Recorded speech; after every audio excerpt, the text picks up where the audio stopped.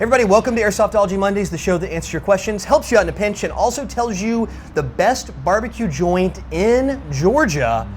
I'm your host, Jonathan Higgs, and with me is the man, the myth, the legend, Jet Desert Fox Del Castillo. What's up, operators? Is that your official middle name, Desert Fox?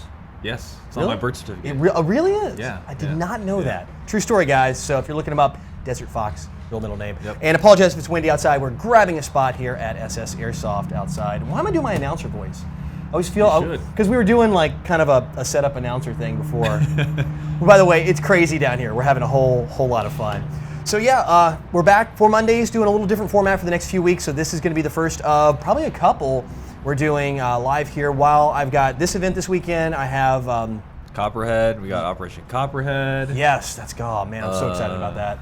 And then it'll be recovery the next weekend and playing catch up because it's like start editing the videos because you're doing gameplay from Copperhead. Yeah, I'm doing gameplay from here, from Copperhead. I still have gameplay to release from Milsim West, RTR, so. Oh, you still? How many do you have left in the RTR series? I haven't even started yet. Oh, you haven't started? Okay, No. I've been looking at your, I've been finishing up your, Jump to Crimea? yes, Jump to Crimea okay, stuff. Okay. Yep, so I'm caught up now, I think. On Okay. that. God, I want to go do that. God, Yeah, I need to go to you a should. Milsim West. Yeah. So, No. but yeah, that's going to happen. So yeah, when's the next one, by the way? The next one is Strike at Steps. That's in Washington, I believe. I know it's up north. Okay, Wait, yeah, Washington. that's the same weekend though as Broken Home. Yeah. Yeah, so it Yeah, was phooey. it was Super Milsim or Helicopter, and I chose Helicopter. Yeah, I'm with you on the helicopter Yeah, thing. helicopter always wins. Helicopter always does win out. Sorry. Nothing is cooler than that. And it's so, I mean, just you don't think the BBs would fly straight, but they do. Yeah, but they do. They do. They Yeah. do. You don't think it be, but it is.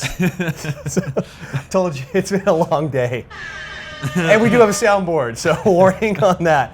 Prepare your eardrums. So, Prepare your eardrums for air horns. So anyway, we're done messing around. Let's jump right on into your questions. Seb the Boss writes, what's up, Jonathan? What's your opinion on Speedsofters? I see a lot of hate and conflict between Milsim and Speedsofters. I personally enjoy doing both. So, what do you think, man? I do both sides. Even though I'm known as like a hardcore Milsim player, I kind of enjoyed Speedsoft as well. Especially if you live in SoCal, you can't really get away from it. That's the birthplace of Speedsoft. But if you really look at it from a tactical point of view, in terms of gameplay, I mean, getting to the choke point the fastest is the best way to eliminate the enemy, because as they're running through the choke point, you're just shooting them. Zerg Rush. Yeah, so it makes sense. I mean, it's not a realistic style of play. I don't know how many people run straight into gunfire. I mean, like, yeah, there's medics and stuff that run to the gunfire, but no one's like, all right, the bullets will be incoming this way along with the bad guys. I'm gonna go to that spot immediately. So there's like, if Milsim's like the steak dinner of Airsoft, Speedsoft's a really good like Taco Bell burrito. Yeah. Because I'm hungry right now. That's a good analogy, and I'm also hungry. Guy sounds good, man. Like one of those stuffed grilled burritos. Oh, so yeah. Stop. Just I know. we're gonna have to cut this short. I gotta. All right. Raphael Gagnon writes, hey Jonathan, I'm looking forward to buying a Umarex Tavor Tar21. What are your impressions on this gun, and do you consider it as a good startup? Big thanks from Canada. So yeah, actually I've got one of the Tavors, the Tar21s, the Elite. There's two versions. You have the competition series, and then you have the Elite version. Not to go too deep into what's different about them. There's a lot of things going on. The external build, the different materials they use in the body. The barrel itself is longer on the Elite version versus the competition. I prefer that, even though it's a bullpup. Have the longer barrel, just a little more length out there. Yeah. Heads up, it is, and I learned this the hard way, 14 positive threads instead of negative on the thread. So if you're gonna take the orange off, I know in Canada, I don't think you have the orange law, don't quote me. I'm sure I'll get hate in the comments from that if I got it wrong, or you guys can correct me down there. That be mindful, you'll need a positive thread adapter, or a thread adapter, the gender changer thing. But as for the gun, I like it. And you have one of those? I had the Elite Series Tar21. I do like the bullpup design. I just don't use a bullpup enough to be ergonomically efficient with it. The armpit reload. Yeah, the armpit reload. I mean, you could do it fast. It's just you need to just use a bullpup. But in terms of a good starter gun, That's what you. Yeah, Yeah. good startup. Yeah, definitely a good startup gun. They're Definitely. both good. I mean, the competition's actually really good in that lineup too. Sometimes you got a huge gap between guns. Yeah, I still think the yeah. competition on the Tavors is still pretty darn solid offering. But if you've got the money, I'd go ahead and spring for the Elite if you can. Yeah, I know definitely. importing guns into Canada gets really pricey though. I know like what cost us $300 here could be like $500 up there, the equivalent. So it's just whatever you got in your budget. I don't think it's gonna be wrong. So be mindful in those because it's a bullpup. You've got linkage, which is from where the trigger is to the back. You've got a metal bar that actually, when you pull here, it's actually pulling the trigger in the back, essentially, to kind of dumb it down. So the trigger will be a little stiffer and a little longer pull, so you're not going to be able to have like those really quick triple taps. Same thing with the real one too, because I fired the real one. It's really difficult to get like super laser fast, trigger taps because of the way the linkage works, but it's still real solid. I mean, don't get me wrong, you can still shoot a bunch a minute, no big deal, but if you're looking for like super fast semi and your field only plays it, you may want to look at something different. Marcus Matter writes, hey Jonathan, love the show. Here's my question. When you run night vision goggles, do you use an IR laser like a D-ball? And if so, what would you recommend? So I'm gonna let you field the first half of this and I'll get into what I've got. So when you run, IR laser, I mean, just running night vision itself is a very technical skill, I'll say, because not everyone knows how to use night vision or even has night vision. Now, using IR lasers and flood and IR flood I don't know. That's the laser, in my opinion, is crucial, especially to have it zeroed in, just because you can't get down your sights while you wear like a set of PVS 14s or 18s or whatever you have. So 18s, like somebody has a set of 18s, like, yo, 35 grand deep on sight night vision. Yeah, look up so GT&B. Milsim. Yeah, $35,000. New BMW or night vision? So yeah, if you happen to have some 18s, you're definitely gonna want to get a laser. But I would definitely recommend getting a D-ball if you are going to be running NVGs. I mean, you use a D-ball, right? Yep, So, I regret to this day selling the GMP D-ball. I think Evic carries them, right? Yeah. Yeah, Evic I've seen them. has- They're Evic has metal them. bodied, and that's what I like about that one. They're a little compact, but they're tough. I have a couple different ones. I've got an Element one I did a review on. In fact, I'll try to put the link in the description if I remember. I did one on an Element one. Works pretty darn well. It's got an IR illuminator and a laser in it. And then I just got the new D-ball, and I think it's made by Element as well. And I like it. It's got a lens adapter where you can put over the LED flashlight that makes it IR as well, so you can take that on and off.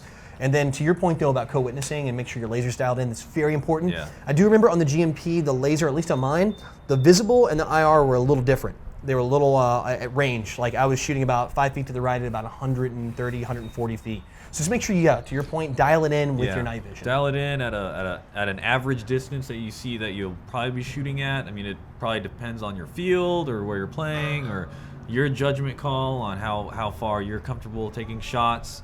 But laser, most definitely, you're going to want that if you're running NVGs. Absolutely. Thomas Gosling writes, anyone got any advice for a guy who's experienced at backyard battles but is just about to go to his first real skirmish? It's my first game here at a skirmish site, and it's walk-on day. Hello from the UK. What, mate? Yeah, you knew that was coming, right? You what, mate? Requisite air horn.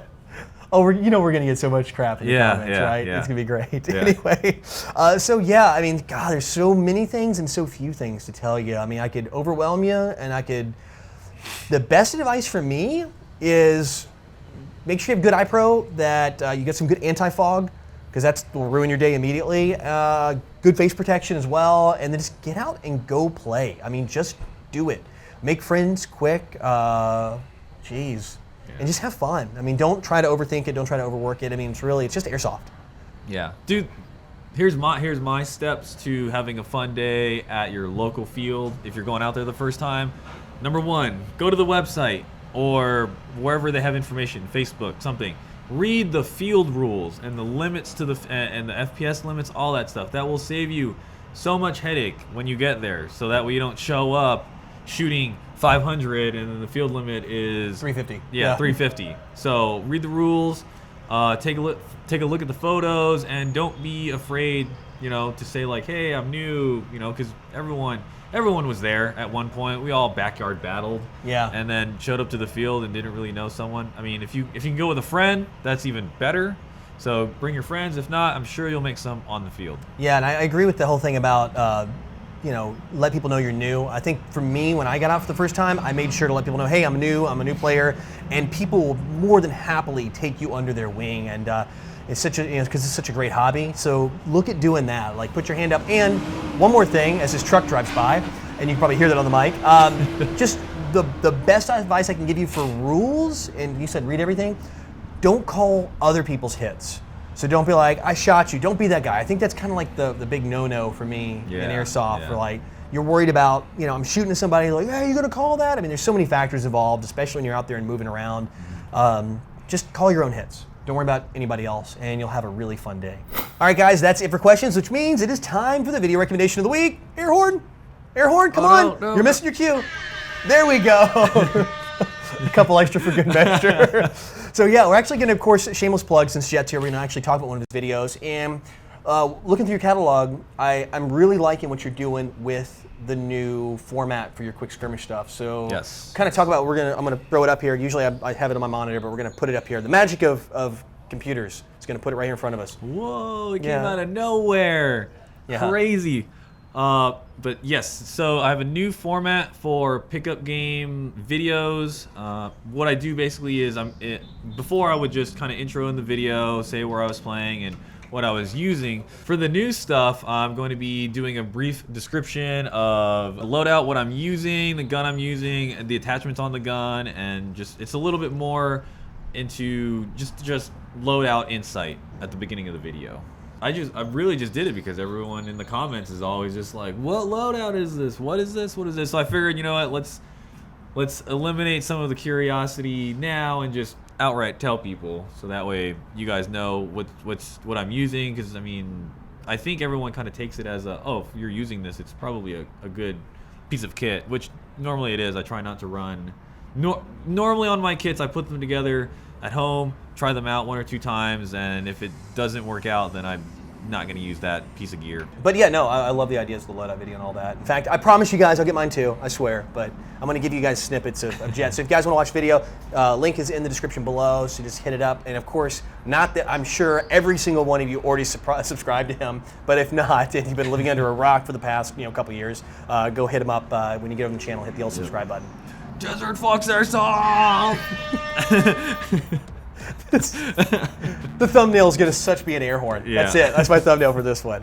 All right, guys, that's it for this episode of Airsoftology Mondays. As always, thank you for joining us here. I love your questions. So if you want to get your question in the show, it's real simple. Put it down in the comment section below. Vote up your favorites. That's right, magic keyboard hands. And if you vote up favorites, those will get picked on. I also pick, kind of really interesting and creative questions too. So the more thought you put into it, the more specific you can get, the better the chance you have of getting on the show. And like I said, of course, the favorites get in here too. And like I said, check out Jet's channel if you guys haven't done it already. And video recommendation of the week is down there in the description.